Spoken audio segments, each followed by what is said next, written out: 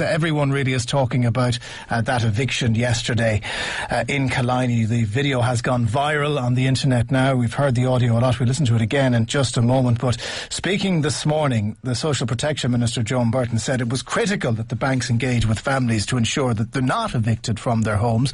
Joan Burton said she couldn't comment specifically on the case of the Kellys, that's the family involved, but she said the government is committed to making sure that evictions like this one just don't happen. The government has said that we want to ensure that people retain their family home, and I think a critical issue there is that there has to be engagement and serious engagement between the bank and the family with a view to making that something that simply doesn't happen. But this is something that's happening in the internet age, so when it does happen, we get to find out about it very, very quickly. A lot of people were very aware of this particular case in Killiney in Dublin very soon after it happened yesterday because of the internet. We're talking about an elderly couple, Brendan and Asta Kelly. Now, they spent the night on the street after they were forcibly removed from their property yesterday. All of their possessions are still inside. You may have seen it, you may have heard it already, but you cannot but be impacted by the sounds and the noises and the screams and the calls that happened as the family were evicted. Take your hands off me. Take your hands off me. No, take your hands off me. Take your hands. I'm not leaving and take your hands off me. No, we have to have you outside and we have the authority to put you out on that path. And that is what's going to happen, Mr. Kelly. Please, Lord. Please. Get away! Get away! Get away! Get away! Get away! Get away! Get away! Come on, get away! Get away! Get away from me! Get away from me! Get away! Get away from me! Get away from me! Get away from me! Leave him alone! The Anglo-Irish Bank! Anglo-Irish Bank! And look at them! Look! That was the scene in Killiney in Dublin yesterday. We're joined on Newstalk Lunchtime by Ben Gilroy, who's part of the Defend Our Homes League, which was an organisation set up to prevent further repossessions and evictions. A lot of attention today on this particular case, but we'll move away from that specific situation, first of all, to talk about the wider reality across the country. I mean, Ben, there are protections in place to prevent this kind of thing from happening, aren't there? Of course, yes, and we would ask everybody to contact us in People for Economic Justice. You can go onto the website, and anybody facing eviction from the sheriff get on, and there's huge help there. What rights do we as Irish homeowners have? There's a lot of people who are in difficult financial situation. They're wondering how far removed are they from the situation that was facing the Kellys yesterday. What protections exist? Well, there's huge protection under the Constitution. As a family home, it's protected higher than any statues, any man-made statues. So that would be the court order, and people just need to know how to invoke it. It's not a get-out-of-jail card for people who just decide not to pay their mortgage. But there is protection there, because a lot of the troubles that the country finds themselves in is through fraudulent activity of banking. And then the bankers got bailed out. Especially Anglo-Irish, who are the crux of the problem in the country. I mean, these guys got bailed out, and they've the audacity to start dragging people in their 70s out of their home. I mean, it's absolutely so distasteful. It's like history replaying itself in this country.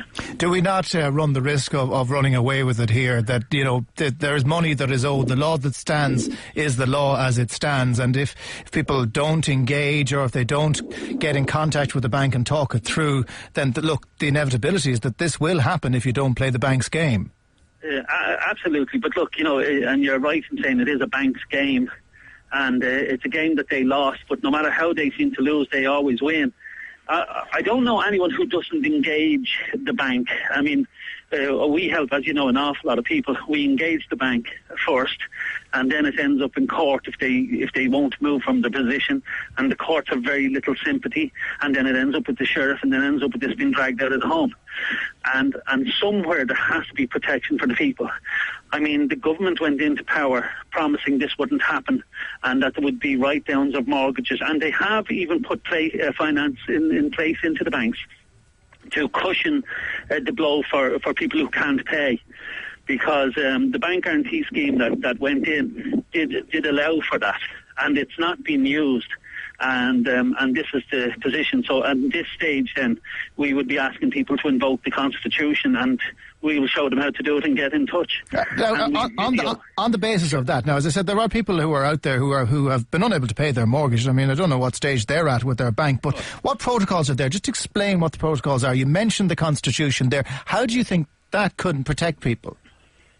Well, because in the Constitution it says a man's dwelling is inviolable except as to law. Yeah, but the law states the bank can take it off you if you don't pay the bill. Well, the law doesn't actually state that, you see. That would be on a signed contract binding both parties. In most cases, there isn't one. Also, the family, being the most protected in all society, is protected higher than any man-made statute. So, I mean, you can't get higher than that, right? So unless they have a signed letter from God, they better produce that. What constitutes the family home? You mentioned family home there. Do you have to have the kids living under the roof? No, I mean, it's in the Constitution, so you'd want to go back to the people and ask them exactly what they meant, because the Constitution is written by the people. So that's not lawyers or barristers, by the way, that's the people. And my understanding of a family home is, and if I'm not actually mistaken in the literal translation from Irish, it's the dwelling. And the dwelling is wherever you put your head down. Yeah, but what's your background, Ben? Is that coming from a constitutional law background, or is that just a hope or a belief that that's what the Founding Fathers wanted us to understand? Well, the Constitution is in quite easy English language. It's not written in the legalese language that we have to get it explained. I mean, it says what it says, and that's exactly what it says. I know you can turn words around to mean different things, but that's exactly what it says. And if somebody can point to me that it doesn't say that, well, that's fair enough. I'll stand corrected. But all I'm saying is that's what it says, and check it out. Were you in a situation yourself about being in debt in your mortgage? What can you tell us about that?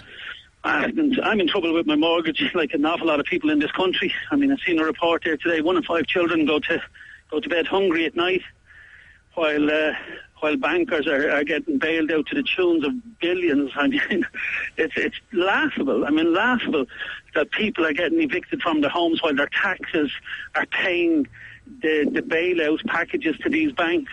And in your situation, are you afraid that you lose your house? Of course, yeah. But I mean, at all times, I'll try stay with the bank and do what we can. And you know, I'm not afraid to put my cards on the table and show what I get.